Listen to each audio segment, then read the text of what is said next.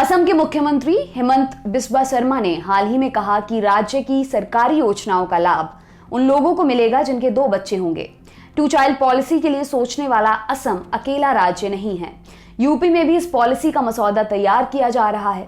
इस पूरे मामले को लेकर विपक्षी दल बीजेपी पर निशाना साध रहे हैं, क्योंकि दोनों ही राज्यों में बीजेपी की सरकार है।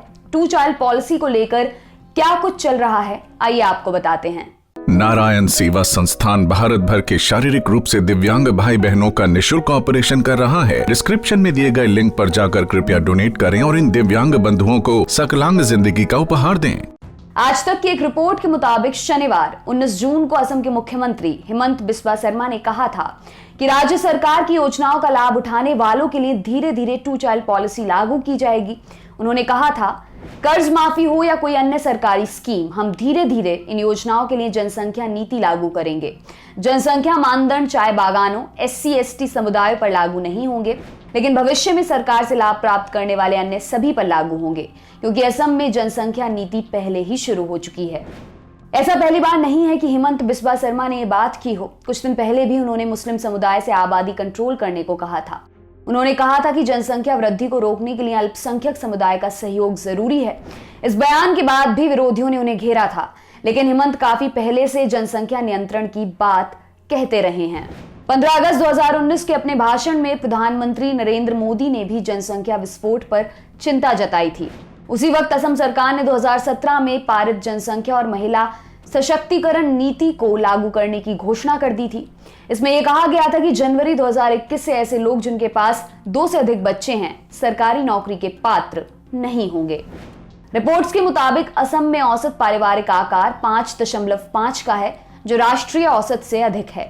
2011 की जनगणना के मुताबिक असम में जनसंख्या घनत्व 398 है, जबकि 2001 में ये 340 था। असम में बेरोजगारी दर भी 61 है, जो राष्ट्रीय औसत से अधिक है। जानते हैं जनसंख्या नियंत्रण पर क्या क्या आपत्तियां हैं। एडवोकेटिंग रिप्रोडक्टिव चॉइसेस यानी ARC एक 115 संस्थाओं का संगठन है। इस संगठन का कहना है कि असम में टोटल फर्टिलिटी रेट 1.9 है, जो राष्ट्रीय औसत 2.2 से कम है। नेशनल फैमिली हेल्थ सर्वे का डेटा कहता है कि राज्य की 77% विवाहित महिलाएं और 15 से 49 साल के 63% पुरुष अब और बच्चे नहीं चाहते। या तो उन्होंने नसबंदी करा ली है या फिर उनके पार्टनर ने ऐसा किया है। संगठन के मुताबिक चीन ने भी ऐसा कुछ करना चाहा था, जो सफल नहीं रहा। ऐसा माना जाता है कि जनसंख्या नियंत्रण कानून की बातें सांप्रदायिकता के आधार पर की जाती हैं। मुस्लिम आबादी को निशाने पर लेने के लिए अक्सर ऐसा कहा जाता है, लेकिन AIDUF के नेता रफीकुल इस्लाम कहते हैं कि असम में जहां मुस्लिम आबादी अधिक है, वहां भी आबादी बढ़ने की दर ज्यादा नहीं है। AIDUF विधायक अमीनुल इस्लाम असम के CM के बयान को राजनीतिक मानते हैं। वे कहते हैं कि पहले से ही 2 बच्चों से अधिक वालों को राज्य में कई तरह के चुनाव लड़ने की मनाही है। अब इस बात को बिना वजह किया जा रहा है। अब बात जरा यूपी की करते हैं। जानते हैं यूपी में क्या मसौदा तैयार किया जा रहा है। यूपी के विधि आयोग ने भी कानून का मसौदा बनाने की शुरुआत कर दी है, जिसमें 2 से अधिक बच्चे वालों के लिए सरकारी योजनाओं का लाभ सीमित कर देने का प्रावधान हो सकता है। विधि आयोग के अध्यक्ष रिटायर्ड जस्टिस आदित्यनाथ मित्तल, उनका कहना है कि अगले 2 महीनों में मसौदा तैयार कर लिया जाएगा।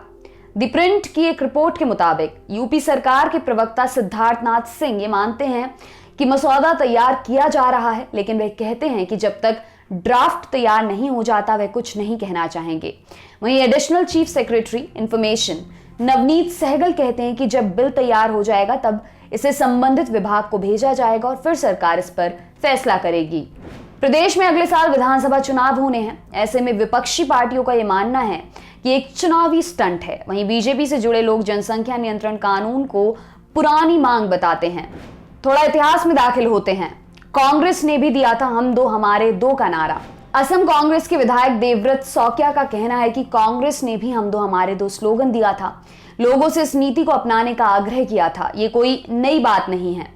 साल 1976 में कांग्रेस ने हम 2 हमारे 2 का नारा दिया था, लेकिन ये कोई बाध्यकारी पॉलिसी नहीं थी। ये जागरूकता के लिए था, ताकि जनता बढ़ती आबादी को गंभीरता से समझे और खुद ही इसे फॉलो करे। यूपी कांग्रेस के प्रवक्ता अंशु अवस्थी कहते हैं, जनसंख्या एक राष्ट्रीय समस्या है।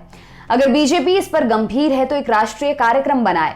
यूपी में जिस तरह से इसको प्रचारित किया जा रहा है वे केवल चुनावी बात ही है। देखिए 1975-76 में कांग्रेस ने इसको लेकर काम किया था। अब भी हमारा मानना है कि जनसंख्या पर बात होनी चाहिए, सार्थक बहस होनी चाहिए, लेकिन राजनीति नहीं होनी चाहिए, ये हिंदू मुस्लिम नहीं होनी चाहिए। कांग्रेस प्रवक्ता अंशु अवस्थी कहते हैं कि बीजेपी ये समझ चुकी है कि जनता नाराज है और इसलिए मुख्य मुद्दों से लोगों को भटकाने की कोशिशें की जा रही हैं। 2022 के चुनावों में सरकार को उन सवालों का जवाब देना होगा जो 2017 में किए थे और अभी तक केवल वादे ही बने हुए हैं। वहीं दूसरी तरफ समाजवादी पार्टी के नेता अनुराग भदौरिया कहते हैं बीजेपी को यह पता है कि 4.5 साल उसने कोई काम नहीं किया। यूपी की स्थिति किसी से छुपी नहीं है। बेरोजगारी के मुद्दे पर, शिक्षा और स्वास्थ्य के मुद्दे पर सरकार नाकाम रही है। अब जब चुनाव नजदीक आ रहा है तब सरकार जनसंख्या पर कानून की बात कर रही है, लेकिन जनता सब जानती है।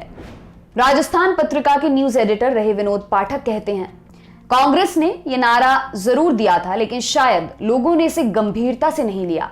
आखिरी बार हुई जनगणना के मुताबिक भारत की आबादी करीब 130 करोड़ थी। अभी शायद 140 हो या उससे भी ज्यादा। ऐसे में 2 चाइल्ड पॉलिसी वक्त की जरूरत है। इस पर राजनीति तो होगी ही, क्योंकि इसको बीजेपी द्वारा एक तबके पर हमला माना जाएगा। वहीं अमर उजाला के संपादक रहे कुमार भवेश चंद्र कहते हैं मेरी समझ से सरकार इस तरह का कोई कानून नहीं लाना चाहेगी। ये जागरूकता के लिए हो सकता है, लेकिन बाध्यकारी नहीं। चर्चाओं से बीजेपी को निश्चित रूप से चुनावी फायदा होगा और वो इसका लाभ उठाना भी चाहेगी। वहीं विपक्षी इसको मुस्लिम विरोधी बताकर वोट बटोरना चाहेगा। कोई कानून बनने में लंबा वक्त लगता है, तमाम प्रक्रियाएं होती हैं। आनन फानन में कोई कानून नहीं बनाया जाता।